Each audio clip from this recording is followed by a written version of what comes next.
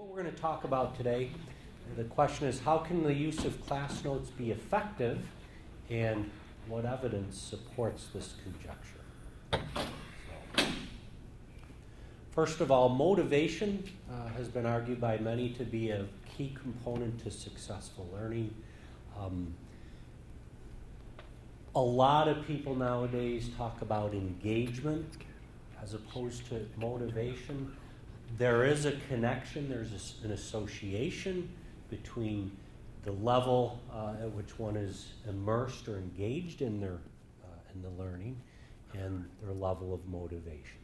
I'm not going to go into any more detail than that. I could spend an entire presentation just on motivation. But before we move on further with motivation, I want to talk about this. This is a key component to my presentation today. According to information processing theory, we have sensory memory, working memory, and our long-term memory. Our goal when to get deep learning, meaningful learning, is we want things to go into the long-term memory. Okay, so sensory memory, what happens is, according to information processing theory, there is a gigantic amount of information coming into our brain at any one given time.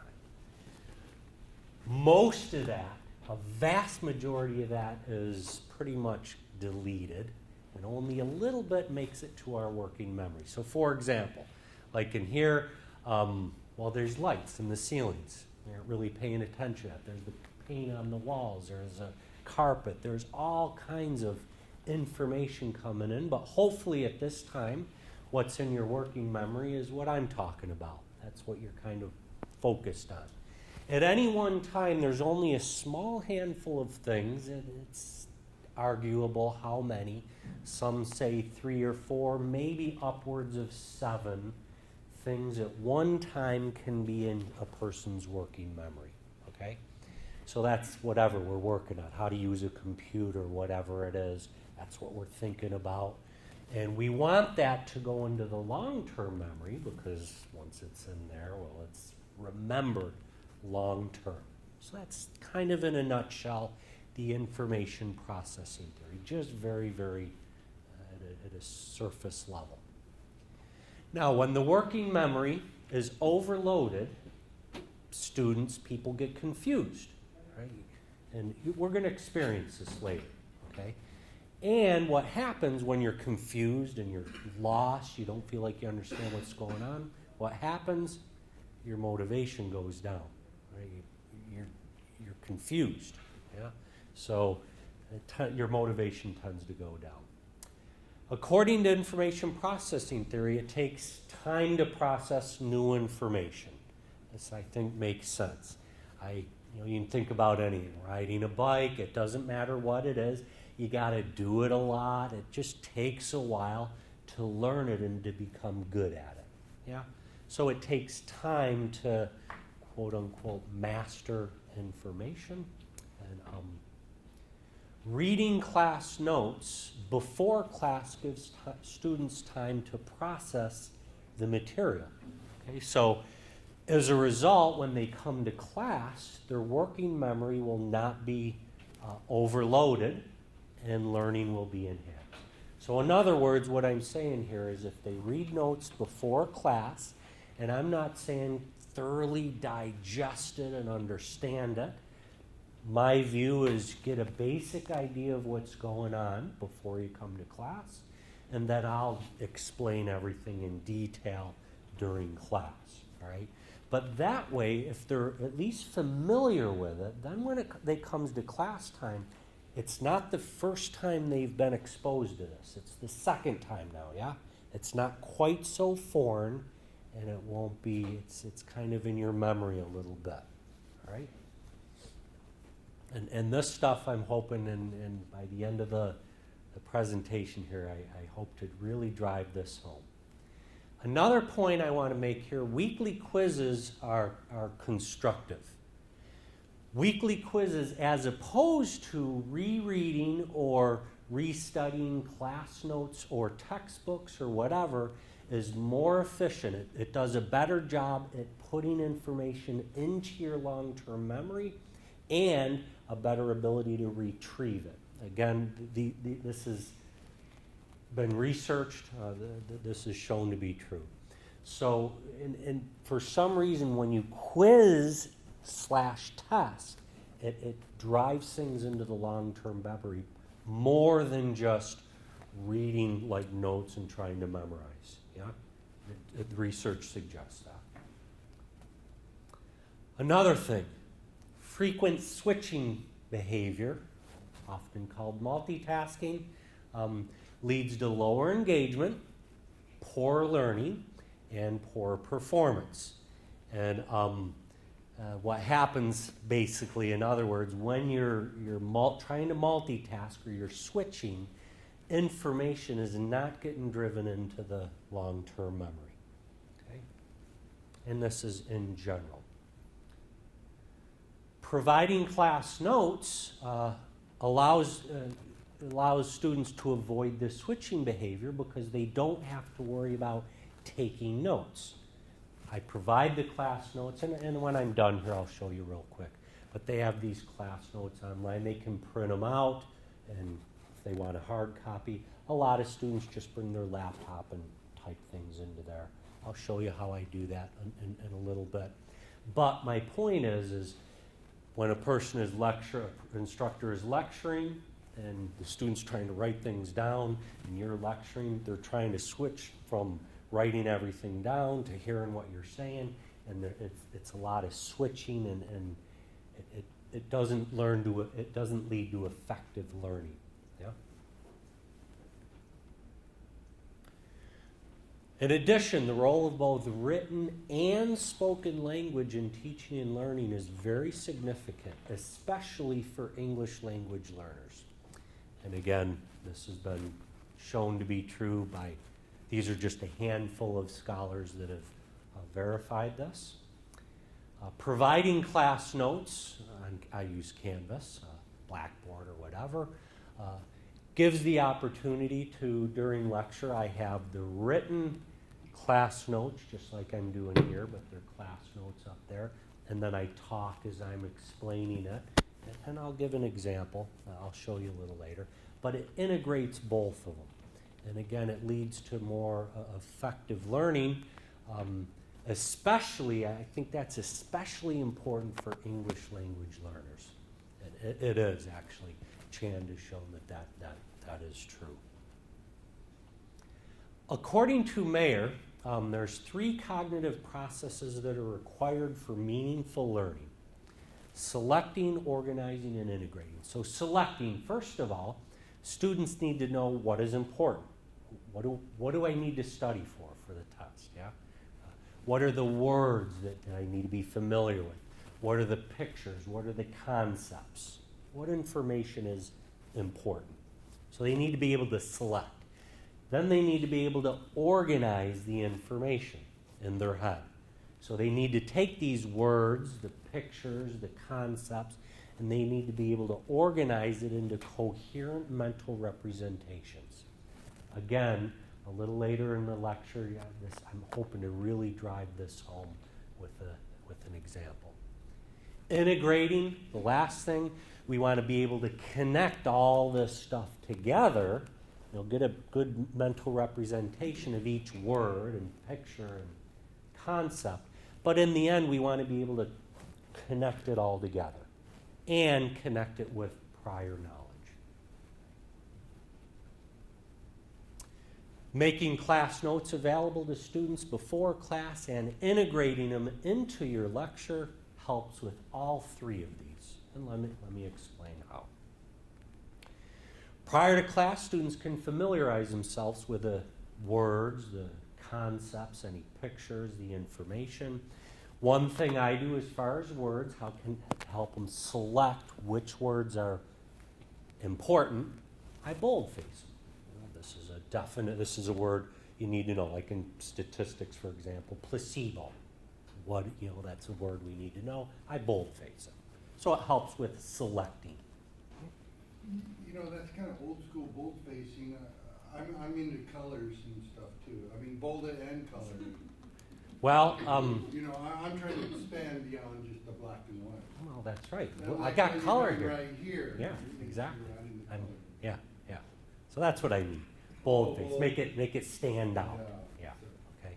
So organizing during class, well, we can then explain and concepts. For example, in my class notes in statistics, the definition of a placebo is a dummy variable. And I put that in my class notes. And a lot of students are going to read that and say, what does that mean by a dummy variable? But it's bold-faced and they know it's important. Then I come to class and I explain this placebo, and I go into, like, let's say a medical, someone has a new cholesterol medication, they want to see, is it effective? What do they do? And I talk about randomly picking people. And one group gets a sugar pill, there's nothing in it. The other one gets the real medication. The one with a sugar pill, there's nothing in it, that's your placebo. And I explain these things. Okay? So I help them understand and get a coherent mental representation. I help them organize the information. Allowing questions at the beginning of class, of course, is very important in this process of organizing. Maybe they read the notes, they read this placebo is a dummy variable. What does that mean? Or whatever. And I can explain it, okay? So I always start class with questions. The third thing is integrating, putting it all together. So at the end of every lecture, and sometimes it's the end of the week or whatever, takes several class periods to put everything, all the concepts together. At the end, I put it all together. I explain how this word is connected with that. How is a placebo connected with what's called a confounding variable, and how is that connected with a control group? And I just put it all together, at the end of a class. So we're integrating. That's what the third thing is, according to Mayer, for effective learning. Now, drawing on relevant prior knowledge, this is an extremely powerful tool that I use a lot. And this is one thing that I really want you to understand, and I think you will, and how this all ties in with working memory, coherent mental representations, and on and on and on. You'll see in a minute. But drawing on prior relevant knowledge is very important for learning and understanding, because it helps students form mental representations. You'll see in a little bit. And when we are able to do that, it reduces the load in the working memory, because we get it. And once you get it, it goes into the long-term memory very easily. Yeah? And so that's the goal here. You'll see in a little bit how an example of that. Explaining words and concepts in the class notes when possible. I use prior knowledge in my class notes. If there's some concept, some definition that's difficult to understand, I either in the notes, I use something that an everyday experience that people are familiar with, and I integrate that into explain a concept or word. Okay, so let's illustrate this idea of putting all the stuff together that I was just talking about, our working memory. When we're confused, things you don't understand, you don't remember, your memory is overloaded. And this, think about English language learners when we do this. All right, so what I'm going to do here is on the next slide, I'm going to give a little passage about a procedure. Just read it, okay? Let me give you a second to read that about this procedure.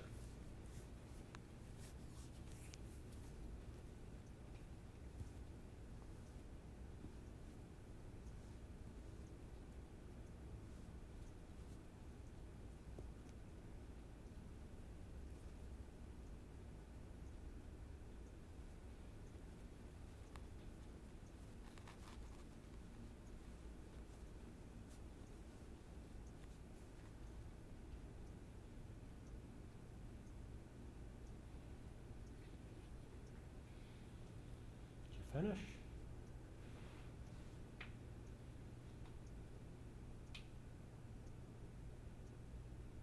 taking a while to read it, maybe. Huh? Is it making any sense? Huh? A little difficult? General sense, kind of. Okay. All right. So what did you how much did you understand? How much do you remember? Probably not a whole lot. What you experienced, really, you were getting confused. It wasn't really making sense. Your working memory was getting overloaded. You're trying to make sense of this. You couldn't make any coherent mental representation, right? And as a result, your confused information was not moved into the long-term memory. It didn't make sense. Now, let's read the same passage, but think of the title of this passage as washing clothes. I'm bringing in prior relevant knowledge. Think about washing clothes and read the same thing.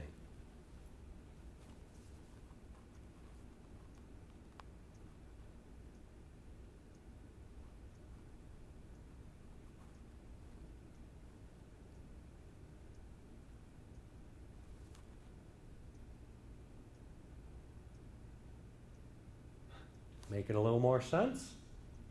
Yeah? All we're doing, now think about English language learners that first time with all these new words and endeavors and facilities, and you're in English, you don't know what a washing machine is, and I teaching calculus, I used the word derivative, and I had been using it for a week, and a student says, derivative, I've never heard of that, what, and I just assume, but and my point here is when you bring in relevant prior knowledge, it can help make coherent mental representations. And this is an example of it. And how it reduces the load in our working memory. And it also, now when I take that away, I bet you can remember it a lot better. You understood the procedure, and it's easy to move into the long-term memory because it makes sense now. You had something to connect it to, relevant prior knowledge. Yeah? Very powerful thing. So relevant prior knowledge reduces the load in the working memory. It helps us form coherent mental representations, and it helps facilitate the movement of information into our long-term memory. To help students draw on previously learned information, one thing I do, and this is not the only thing, but at the beginning of class, I always do a quick summary of what I did the last class or two, right? So the first thing I do is, what I usually do is I just review the class notes that we went over last class. Very quickly, it might take me 2 minutes. I just highlight the important things. What was this? I bring it back to their memory, and then I move on.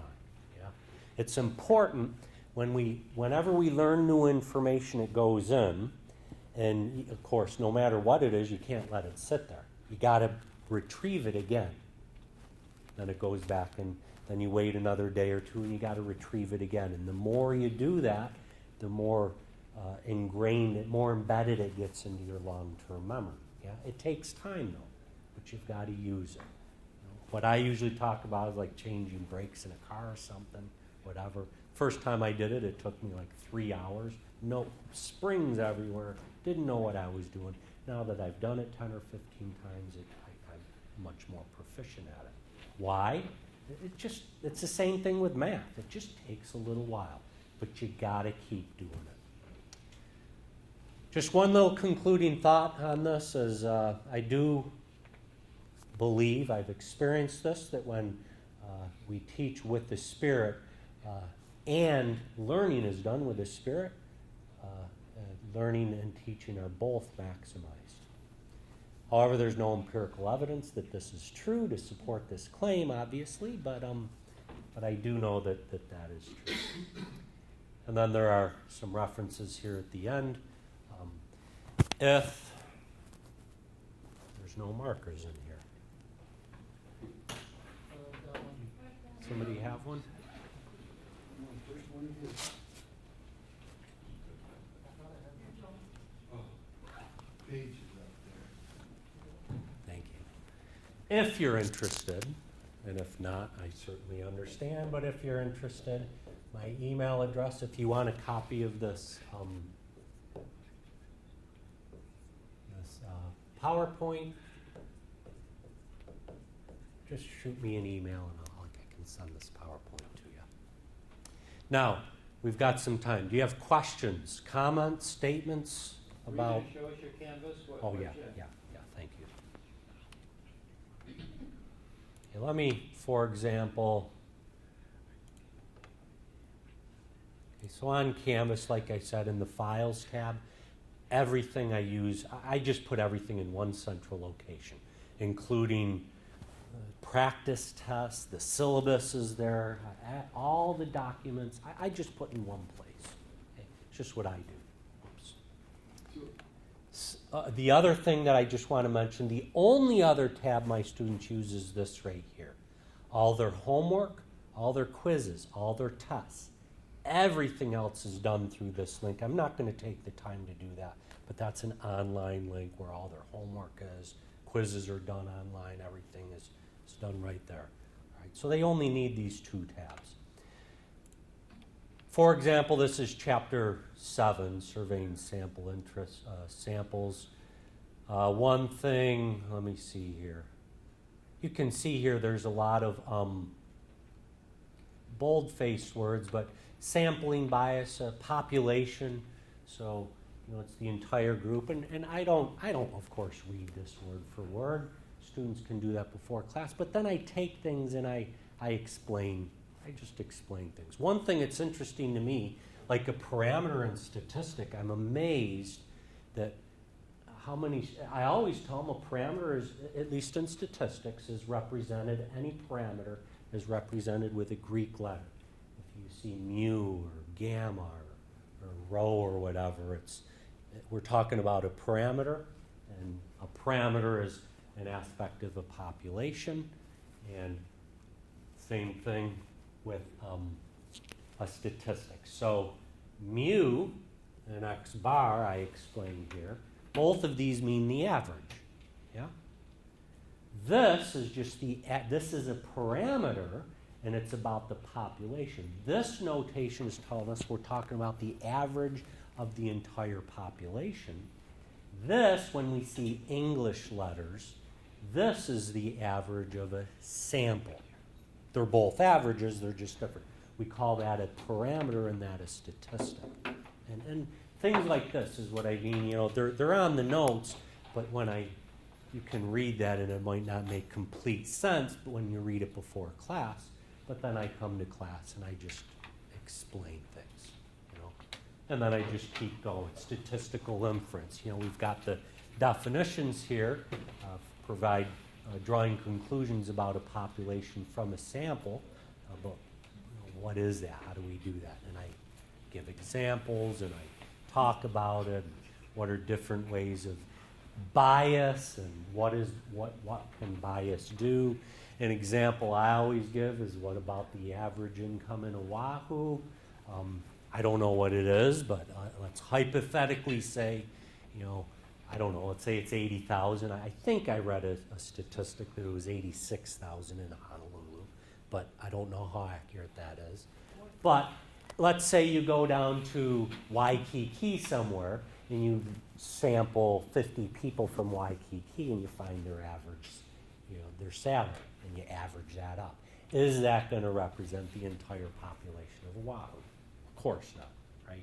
So, and I just explain all these different types of biases and how they can happen and things like that. So, and then I just, and what I do here personally, I do this for every single lecture in statistics. We cover, I think it's 13 chapters, 1 through 14, but we don't include chapter 13. And I have class notes for every single lecture. And this is how I go about it. And the reason I do it this way was in that, as I explained to you before, the research suggests that this is an effective way. So do you not use 13 because it's unlucky, or you use It has nothing to do with unlucky, yeah. It just happens to be, that chapter 13 is information that we don't cover in the statistics course, 13 for me, I couldn't care less. It means absolutely nothing, whether it's Friday or